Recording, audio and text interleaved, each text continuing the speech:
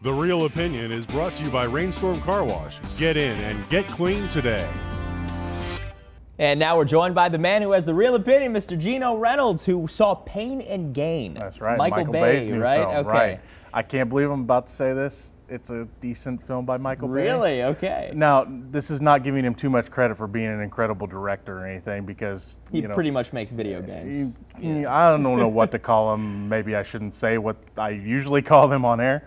But that being said, his outrageous style actually fits the outrageous story that this movie is trying to tell. Mark Wahlberg plays a fitness instructor who has a warped sense of the American dream. He wants to, live the high life, but he kind of wants to get rich quick.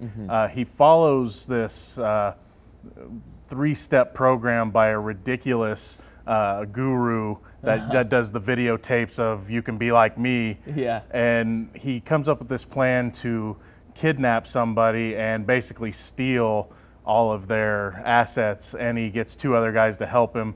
The funny thing is they keep calling it a true story. It's more based on a true story, because there's no way that all of this stuff happened. Really? Even though the movie tries to convince you of such. Okay, so you're not kidding about the outrageous plot line there. Yeah, it gets even more ridiculous. The characters themselves all have different reasons for wanting to do it. Mark Wahlberg for his warped sense of the American dream.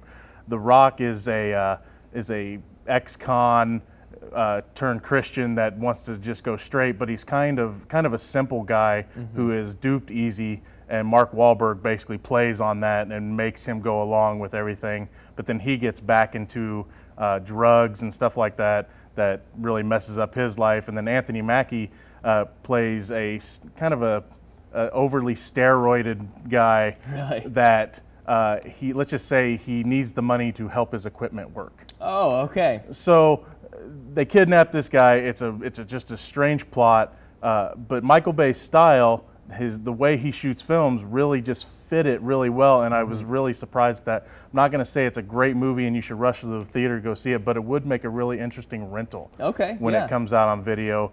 I did like The Rock. He was probably the best part of the movie because he was a very complex character, and he is one of the 6 people that help narrate the film. Different characters narrate the film at different times. Yeah. You get to see all the different perspectives from the main characters. That worked really well. But The Rock definitely stood out better than anybody else, because his character had so many different layers to it. Yeah. I mean, he went from good guy to bad guy to confused guy to there's just so many different layers there, and it worked, and I liked it a lot. A good representation of kind of a real person, a little bit in there. The mental aspect. And his character, I guess, from what I understand from the real story, he's kind of a composite of 2 or 3 different guys. It wasn't really one guy. And what was really funny, on a true story. Yeah, exactly. What was funny about this film was the fact that none of them looked like the real people. They showed the real people at the end. It was just kind of funny how far off they were. But anyway, not a bad film, but definitely wait for rental.